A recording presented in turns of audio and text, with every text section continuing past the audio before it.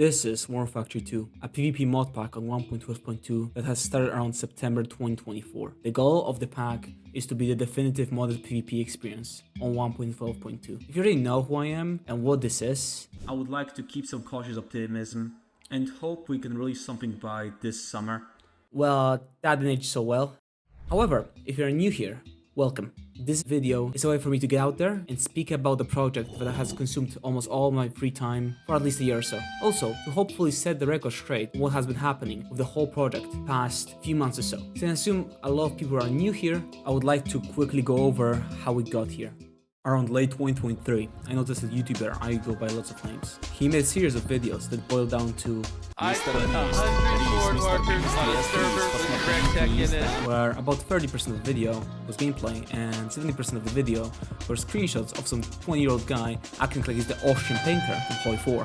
While the concept was not new, as back in the glorious year of 2014, there was a PvP server scene known as Monorisu. However, for most normal people, this was a brand new idea. And to be honest, in spite of all the packs being unusable, server crashes, and other issues, it was actually pretty fun. I joined in between the Warfactory event and the Supersymmetry event. I was one of the players on the Supersymmetry event, seeing the entire event from the beginning to end from a perspective of player. This really made me see the cracks in the whole formula, such as stiff combat, combat logging, the cobblestone shitbox meta, exploits, developer abuse, explosive spam, more exploits, TPS issues. This, and the fact such events were extremely taxing on Igblon mentally, I will choose Skibbity Toilet because I'm Sigma and Creeper. Goodbye. is why he decided to abandon the scene and make his own engine, which I made grass for. Although there was an attempt at making a proper pack for the new event called Guild Z-Craft, which its highlight feature was replacing all of the transgender flags with Chinese flags. Development was cut short as everyone lost interest after a month. After this, a few people tried to replicate the formula, and it went not so well. Everyone who tried misjudged how much effort such things take, pushing rushed modpacks or hosting it from a kebab shop in Albania on an Intel Pentium that probably remembers the fall of Yugoslavia. Running at stunning 5 TPS made worse by the fact none of those people had what chunk per generation is. The packs were same as before, with all the junk and exploits. Monthly, I see new servers spring up, bleed 90% of the player base in a day, and die. This culminated probably in the biggest, in my opinion, failed server I have seen. You pop this piece of crap in, expecting a good event, and what do you get? So for the past week, I've let over 100 players do almost whatever they want on a server with the only rule being no hack. Chaos Tech was an event started by Hikuba. It was his take on the cool Igblon Tech event, with his own pack and a video coming on his modest but significant channel. Issues started popping up immediately. Server opted not to use any claims, was non-modern, lacked proper per-generation, exploit-prone mods, it had everything. The pack was so bad that our entire team opted to exploit, not to mention inconsistent moderation, favoritism. To be clear, I don't hate Hikuba. I think he bit off more than he could chew. I actually would like to thank him, as he was pretty much what directly inspired me to start Warfactory. Whenever a new event showed up, I would always try to talk to the host and offer any help. Offering advice on how to run servers, as I had some experience both as a player and an amateur server host. Hikuba pretty much refused to talk to me, before and after banning me. Right after this, I decided enough is enough. If some random guy can make an event, why can't I? And hence, in May 2024, the work on Warfactory 1.0 began. If you want to know what happened in 1.0, watch the original video, since if we went over it, the video would be twice as long. In essence, the pack was extremely rushed, and while it did improve on the issues, it did not solve them completely. Warforge was buggy, mod bloat brought by other developers only piled on top of other mods in the base pack, which was non-factory. Despite our tweaks, it still had some broken items such as the enderhooks. The gun mod we used would randomly crash people, which caused, let's say, a situation. The cobblestone shitbox meta was not solved, even though it actually did get obsoleted a bit, until someone got a helicopter. The server lasted a lot longer than the other ones, coming short of a week. Overall, not that bad if you consider the rushed development. That did not satisfy me, however. The fact that most of the issues I had with the predecessors were not fixed made me immediately start work on 2.0. There is a reason why most of the PvP events are on 1.7. The problem is, the moment I mentioned that Igblon was not the first, well, the real first large network of PvP server was TAP, short for Tyrants and Plebeians, led by a guy called Labjack. I've actually attempted to get an interview with the owner of Monorisu, Labjack. Expecting only few sentences or nothing at all, I surprisingly got a lot of detailed information that warrants its own video. In short, Monorisu started as a YouTube channel around 2012 and was focused on the Flans mod, which at the time blew up on YouTube. In 2013, Labjack started up his own official Monorisu server, though during the time, Flans mod was still in a very rough state. Hence, it was more similar to an SMP with guns and tech mods for players to hang out in. In 2014, the year when the legendary 1.7.10 version was released, one of the former admins planned to create his own survival server. So, the original Monorisu server became a Flans TDM server. At the time, another Flans PvP server was gaining traction, Heroes and Generals, which they took the name of and changed Heroes to Tyrants. Down the line, the name was switched to Tyrants and Plebeians to make it 100% original. This led to the release of the first Tyrants and Plebeians TDM modpack. Server's fate changed hands a few times. People would gain power through donations and the popularity within the community. In 2016, the first unified modpacks for survival and TDM was made. From there, new influential players such as Firetest to expand TAP's mod ecosystem by commissioning Bobcat to make mods for them, such as Clouder and X-Raider. In 2020, with the server's regulars, Papa Getafe took the steering wheel and made the server closer to what it is known for today. Round battles set in a specific time era. This was also when TAP reached the biggest player count of 50. I actually looked on TAP since 2018 or so, though I was never able to catch the server whenever it was up. TAP is still around, although the player base is tight-knit and rather small. Development single-handedly kept afloat by Labjack. In spite of many iterations since its inception, the server stayed relatively niche, probably as it fell behind in promotion department, with some videos looking like a history class presentation I would make when I was 12. Despite the large alliance, Satsuma possessed the numerical advantage. A majority of the attackers took cover in the bamboo forest. The alliance then attempted to advance using mobile cover. The attack failed when Hojo realized you can't drive over fences.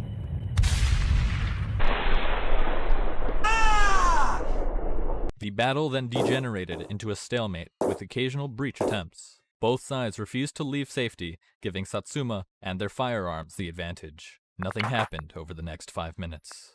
I assume Labjack edits those himself, while also handling all the hosting and development stuff along the way, which is understandable. I assure you, however, that videos are never the greatest representation of how such servers play, so if you find it interesting, consider checking it out. Though, if you are particularly sensitive, aka you recoil at an idea of browsing Pol, I'd rather avoid it.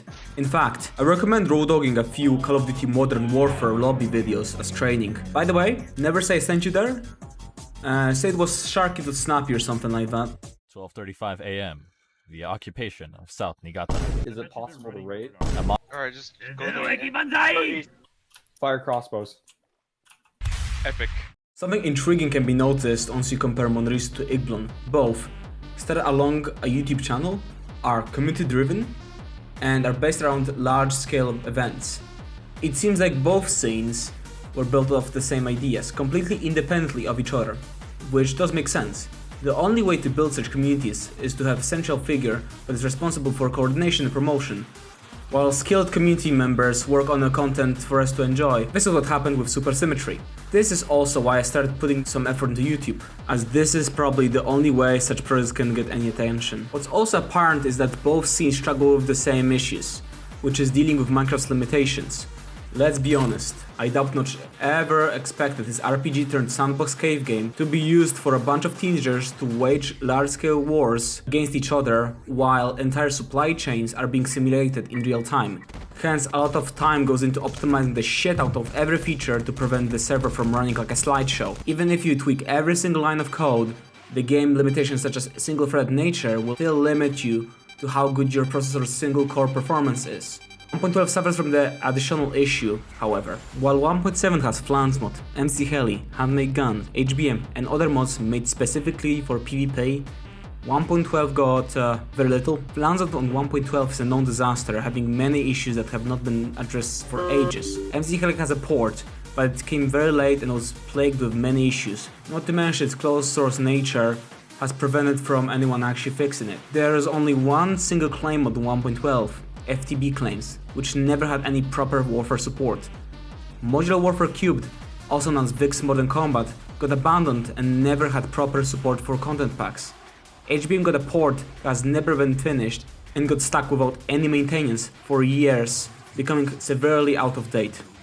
Well, this sounds pretty dire. There were some decent projects such as Modular Warfare made by Delchuk and Protoxy, but those never got the recognition they deserve. Another project, Dynamics, was released not so long ago, featuring the best vehicle physics that not have ever seen. Though that did not matter, as at the time thriving 1.7 servers did not consider switching. At the peak of 1.12 development, the 1.7 PvP scene stayed on 1.7, continuing development of old mods. However, with time, the talent that kept 1.7 alive either lost interest or moved on to modern, such as Flan, with Flan's mod Reloaded being in the works currently. This shrinking population of developers has led to longer development times, which caused more people to lose interest and so on. These days, 1.7 is kept alive solely by the GTNH team, and few mods that creators refuse to move on, such as HBM. Most of the PvP mods get little to any maintenance as developers are stretched thin. What is surprising is that in spite of growing pains, 1.0 has cemented itself as the cornerstone of legacy Minecraft modding, with a lot of life still within it. This probably due to it being followed by hands down the biggest Minecraft refactor of all time, 1.13 Platinum update, which changed so much that the Forge team has taken an unusually long amount of time to release Forge for it. On top of this, 1.13 was infamous for its poor performance. So Minecraft 1.13 now, and I'm coming to the same conclusion, what is laggier in that version compared to 1.12, about 5 times as laggy, which would slowly be addressed in coming versions. This frustration with the newer versions led to the development of Cleanroom Loader, which, according to the main developer, Mario, has been stable for general use since 2025. This is why I have chosen to stay on 1.12. It has a bright future ahead of it, with Cleanroom growing bigger and better as time passes, while 1.7 is struggling along, propped up by a diminishing group of people, and 1.20 most likely ended up to be the new stable version due to the whole Neoforge thing happening roughly around the same time. With Cleanroom also focusing on optimizations for 1.12, it might become possible for Minecraft to reach its full potential. That means that the biggest obstacle by far is building out the PvP mod ecosystem. As I said, the groundwork is there, but someone needs to put in the work to bring it all together.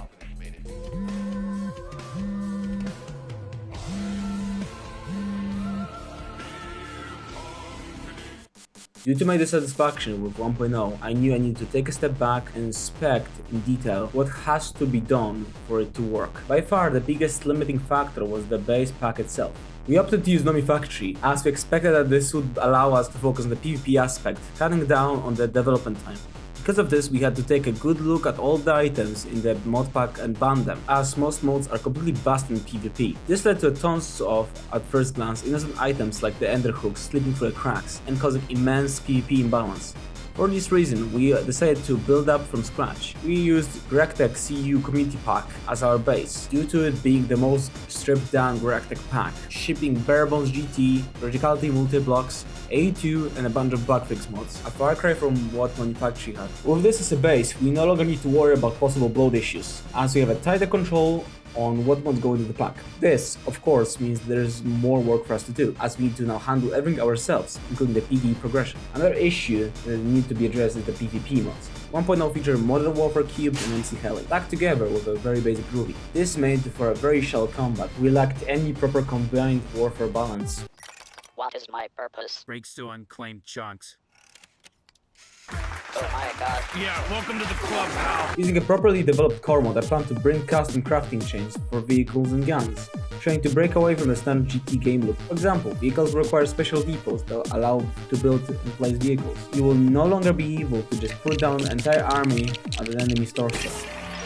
The progression will be a lot faster while having many options for horizontal progression. The branches of progression that are accessible for a player will be particular to their access to specialized resources. Got hands on the biggest uranium patch? If you can hold on to it, that means you get to make nuclear weapons earlier than normal. Modern Warfare Cubed will be replaced with Modular Warfare Shining, a fork kept up by two Chinese developers, Pihue and C-Stan, who I am in collaboration in. As I said earlier, Modular Warfare is much better than the alternatives. However, for seamless integration, we will need to do some tweaks, such as integrating properly the new armor system. Expanding on this idea, I want to transform the way entire infantry combat behaves. Minecraft lacks any proper movement mechanics, expect of such games. There's no stamina, you can wear armor made of solid tungsten while carrying truckloads of ammunition, topping yourself up with instant heal items. This makes combat incredibly janky and satisfying. No, like seriously, what was Notch thinking of this shit? In order to put some order to this, I plan to introduce such system as stamina, weight, inventory item category limits, and other. I actually tried finding a mod pre-made for this, but every single one of them was not even close to what I wanted, meaning that I'm gonna have to probably code one myself. Along with this, I want to introduce a simple yet interesting healing system, where you can't just heal off a bullet wound with a stick and a golden apple. I think a weight system also makes vehicles more important, as they will become the only way to hold large amounts of supplies over distance. The early Warforge had issues with unlimited claims, which rendered sieging to be unviable. Since the sieging was bound to the global timer, sieges were limited to the specific siege time that was set globally. So a typical siege would take close to an hour per chunk. Because of this, Warforge required a total rewrite, with features that would limit its effectiveness. That is not the only mod I want to be reverted. I've decided to include HBM in the pack. However, not the 1.12 extended edition.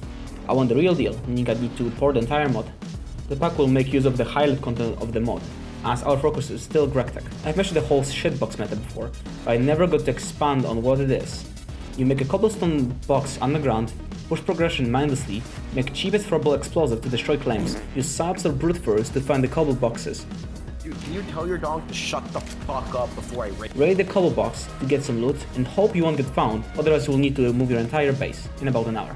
Hence, to come with this, I have designed a new multi-block, the Radar. The Radar will be a large machine that requires a lot of infrastructure, such as power, computational power, and proper access to the skyline. Building it rewards you with an ability to detect all active bases that have progressed beyond a certain point in the game, ranked by how many players there are inside the base. The design encourages players who are in the mid-game and end-game to target each other, as early-game base would not be picked up by the Radar. This also changes the mindset of players from "we need to make a tiniest box we never get found" to "we will be found, let's reinforce." Explosive balance will also be looked at, as from my observation, those are either useless or completely busted. You can actually pinpoint the second when his heart rips in half.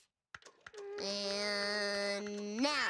Making PvP look like a Michael Bay movie. I have been very diligent with noting down my ideas, so if you want to get more detailed picture on the plans, consider taking a look at the Warfactory wiki. The document is still unfinished and I might also change things whenever I see fit.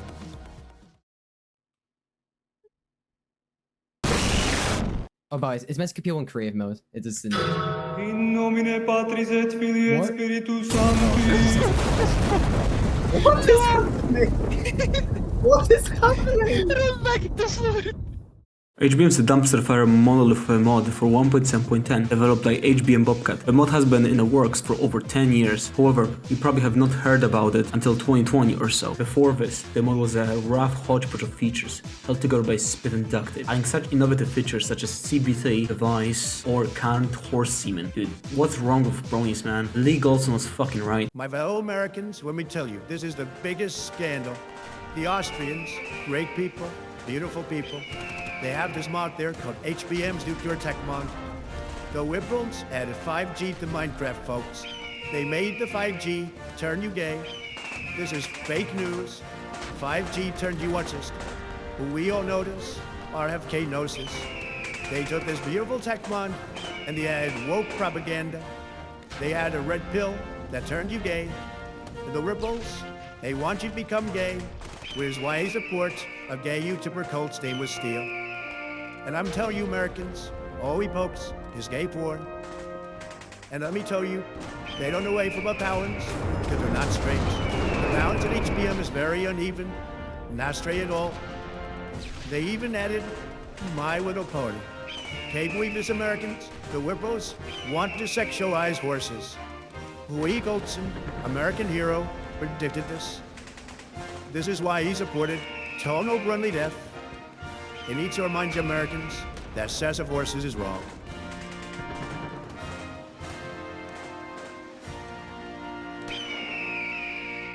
With time, as Bob gained proficiency with modding, he reshaped the mod into a really immersive tech mod with a lot of never-before-seen high-quality features such as ballistic missile system, nicely animated guns, multiple reactors, all with custom mechanics, shotgun player radiation system, turrets, and most famously, realistic nuclear weapons. Those features is what got me interested in it in the first place, as I thought that it could both spice up the tech and the warfare aspect of my mod pack. There was one small issue, however. The mod was on 1.7.10 and Bob's original 1.8 port failed. Well, had to look for a 1.12.2 port then. So happens there's a few of them actually. We got reloaded, but oh, it's not maintained and it recommends extended edition. Well, alright. This seems a bit better. Wait, last added was in 2023? Let's see the features in the... It misses most of the modern stuff.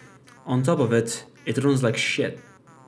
The fuck is new V-Line? Don't cry, little NTM Extended Edition fan.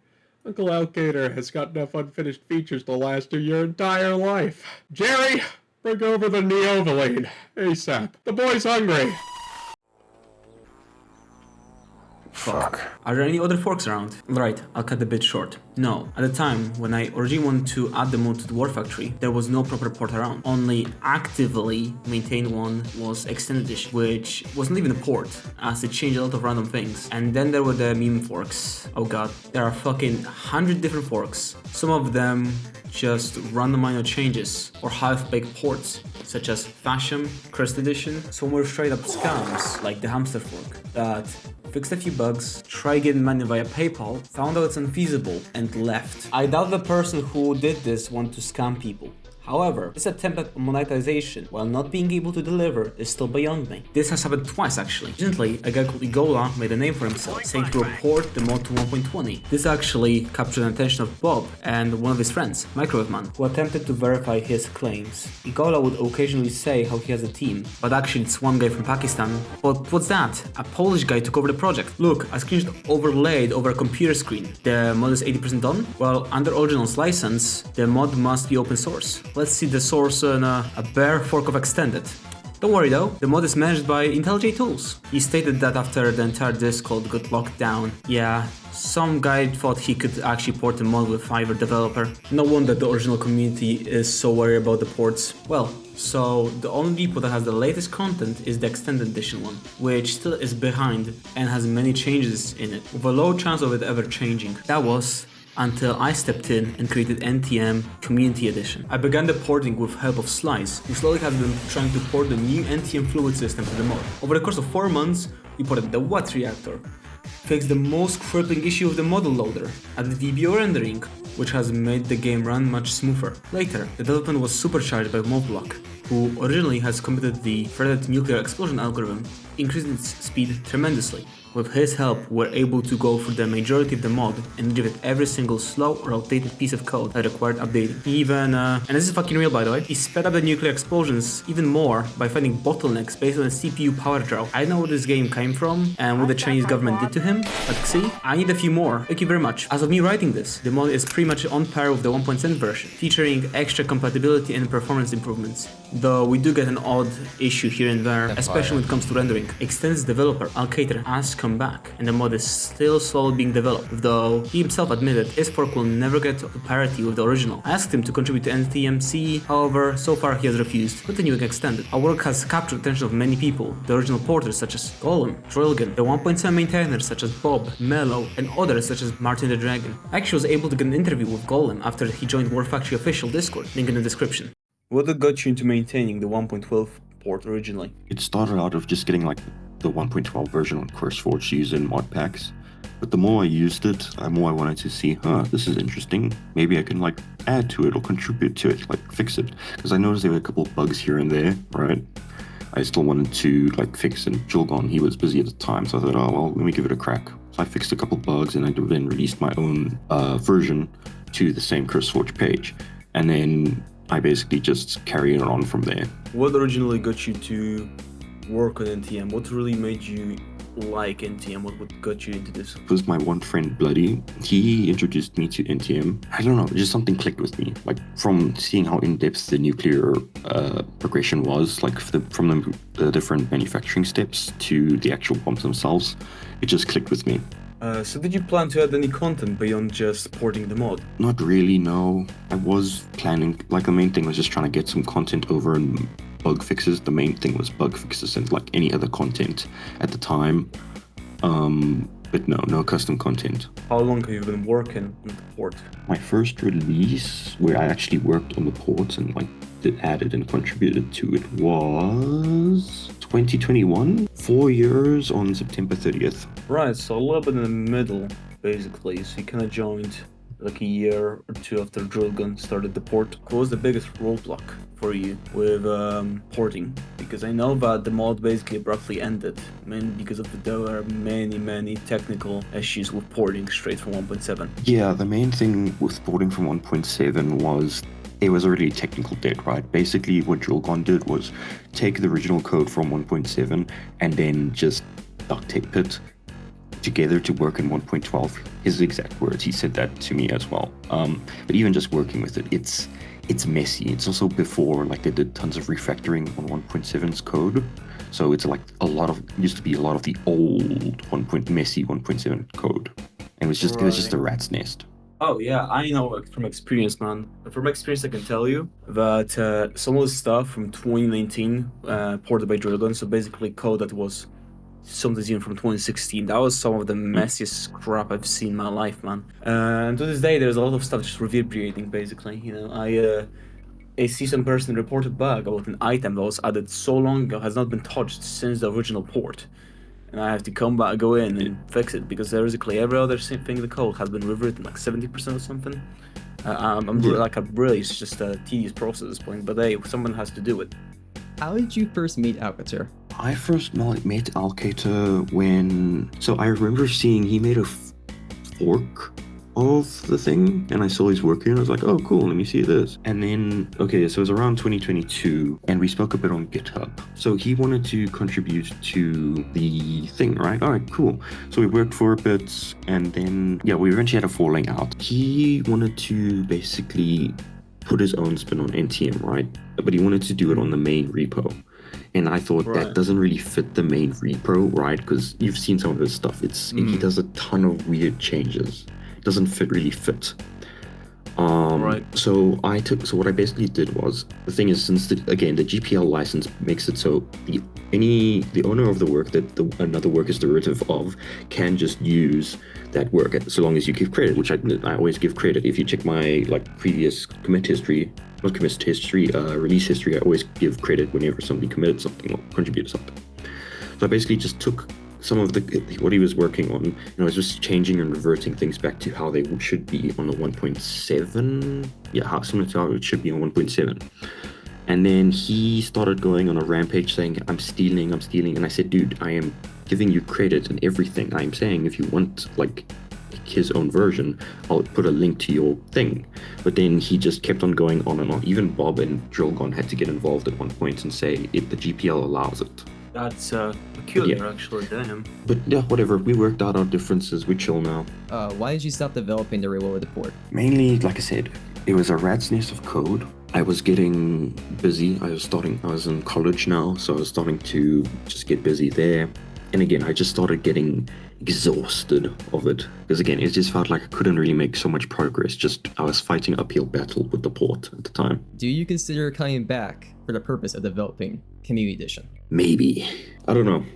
I'm going to start working next year. I'm basically going to see from there next year, how it goes. If I have free time, I'll probably come and contribute something here and there, but I don't know. It's a big I really don't know at the time. Well, I guess that concludes our questions. Unless you had something else, Norwood? No, I think that's it. Alright, it was good talking to you, Golem. Okie dokie, no problem. MCHeli is a classic mod developed during the 1.7 modding golden age. It added a system which allowed users to add vehicles to the game. The mod is essentially an extensive content loader for all things vehicle.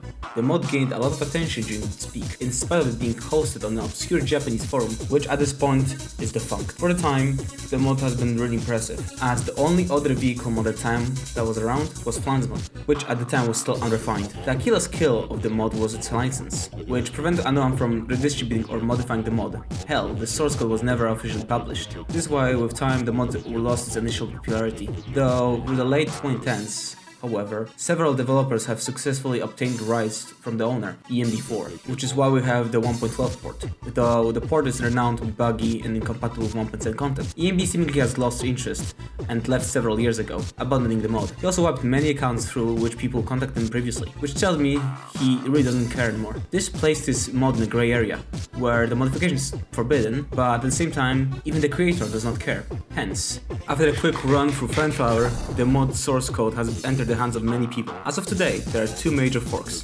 MCHeli and MCHeli Reforged. Helio is maintained by Ragex, who has been working on this fork for about 6 years.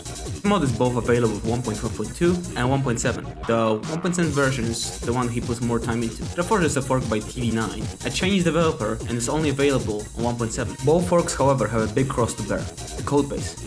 The codebase is quite an artifact, with many bizarre stylistic choices in the process to development. To quote Modblock, "My god, this is the worst codebase I have ever seen. Codebase so esoteric, it makes a Chinese man weep for God." On top of that, 1.12 version has several issues that came from the port being extremely surface level. 1.7 content pack straight up refused to work. Audio would break, vehicles would flip. This.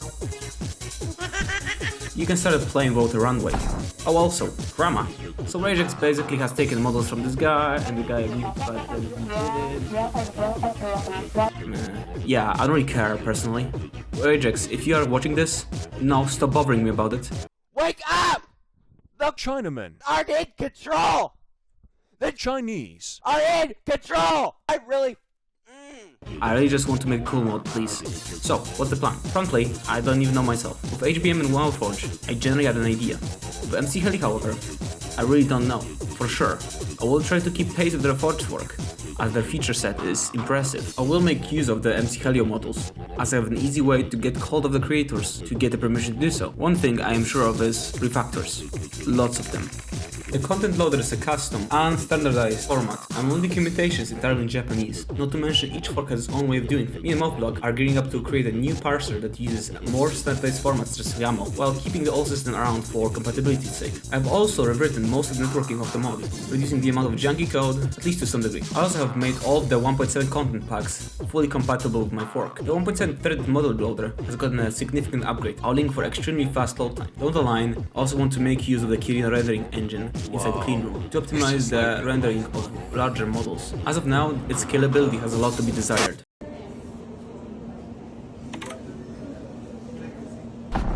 Warforge was a mod by Jamie Flan for his 1.12.2 Apocalypse server. The mod was his take on modded faction. It revolved around using special blocks to claim chunks, which could contain special resources. It also had siege mechanics that allowed players to wage wars against each other. The mod came far in the development, but was never officially finished. The mod was abandoned afterwards. I've seen the potential of the mod, however, its design limitations have a lot to be desired, which came from the fact that Flan designed it with vanilla ++ environment in mind. For example, the resources were large blobs underground which could not be broken by players. This system has several limitations. If I want to add a new ore to the mix, I need to literally add new blocks and new world generation entries. This does not scale well, cannot be configured, is inflexible, and most importantly, leaves ugly blobs underground. Another issue that I encounter is the sieging system. It was designed for long-term battles, but was very primitive and boiled down to a centered timer. Some features such as the siege camp UI were never finished. The sieges would have an overhead display that would show the progress of the siege. It was a tug of war, where the fate of the siege is decided based on who reaches their point goal first. The points can be gained in two ways: killing members of the other faction, or time. Each player could place a flag on a claim block. The more flags, the bigger the sway. Each time the siege time would tick down, the game would award a point to the belligerent that had more flags on their chunk. There are many issues with this. Where do I start? The system was clearly designed for a slower, long-term server. The default siege timer was set to 24 hours. This is fine, as if the team quit for an extended amount of time, the sieges would be over within days, and immediate response was not needed. For us, however, this is just too slow. Moreover, flag system would always be biased towards the bigger faction, as all they need to do is place their flags and wait. There were some systems in the works to address this, but they were never finished. Another major issue was the lack of limit on where and how many chunks players can claim. Players could claim a perimeter that could take literal days to siege. This again compounds with a siege system that rewards size of a faction above everything else. And we have a system that is fundamentally flawed. From comments in the source code, Warforge was supposed to have a limit of some sort, but the idea never came to fruition. Another major flaw of the system is that every chunk claim status is bound to a tile entity. This was really limiting. Every chunk essentially needed a dedicated unbreakable block that would only add on top of the clutter that the mod would have. So, what have we done? To get rid of the ugly blobs, me and 8 add an immersive engineering style system, with veins being bound to a specific chunk. Players can check the contents of the chunk by sneaking. Because of its non-block nature, it's easily extensible and modifiable, being completely compatible with non-vanilla ores. I gave each siege its own variable timer, each affected by a new system called Momentum. Momentum was a system that rewarded well-organized factions, which could successfully sustain long battles. If attackers won the siege, they gained a momentum point, which would shorten the siege timer for the consecutive siege for a designated amount of time. The momentum levels are completely customizable in the config. If the attacker lost, the momentum would be lost. If they lose it without any momentum, they will be slapped with a siege penalty to prevent them from spamming the enemy. I've also taken time to rewrite the UI, making it a lot nicer to interact with. Next, the claim limit.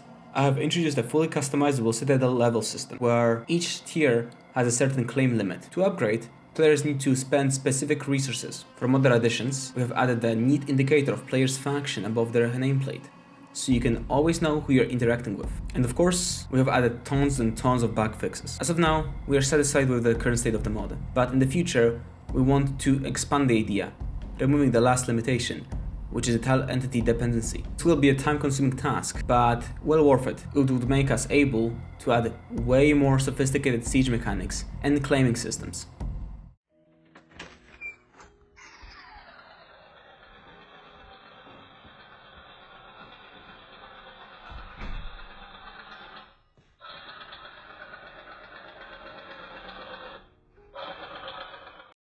With all the great stuff done, we're still stuck without the pack. In spite of the productive year that we had, the amount of things to iron out is still very big. The big elephant in the room, the core mod, is still barely started. I've given the core mod to a few associates of mine, who decided to ghost me and abandon the work. On top of that, the scope has changed as I expanded my ideas for the mod pack.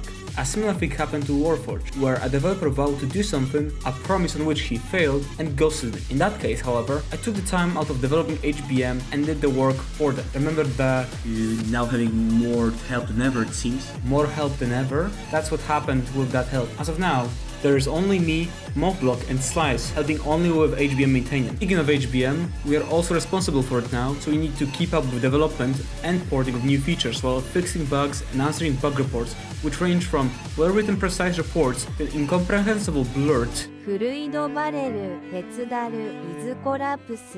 mod is not the only thing that needs work. The stamina mod also needs to be developed, though it's much smaller in scope as I'm not concerned with it. Also, modular Warfare Shining. The mod is still in development, though as far as I know, a release is coming soon, so no biggie. We always can make use of the original mod if a disaster struck. So really, what's stopping us from progressing? Manpower. With 3 developers, with one of them joining only 2 months ago, and me going back to university for my master's degree, even if I had 10 different stimulants, I'd not be able to complete the win time. Last time I did that, things ended badly, but I'll attempt again. If you're willing to help, please contribute. Fix an HBM bug, make a pull request. Prove yourself. If you want to help and put code where your mouth is, then I will gladly accept you into the dev team. This might sound condescending, but this is the only way I can prevent another round of what happened to the core mod. By the way, remember to hype up the video. There's this new system in YouTube for small channels so they can get some exposure. My channel is very small, so anything would help. Comments, likes, whatever. I just need exposure.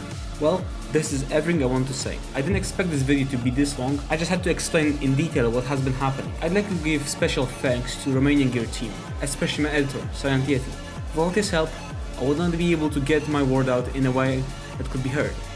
I didn't expect to ever end up doing YouTube beyond the Warfactory video. You can hear that in my recordings, I have no idea what I'm doing. Hopefully, I'll get to make more code in the future. But for now, I got bugs to fix. Have a good one. Also, fuck MT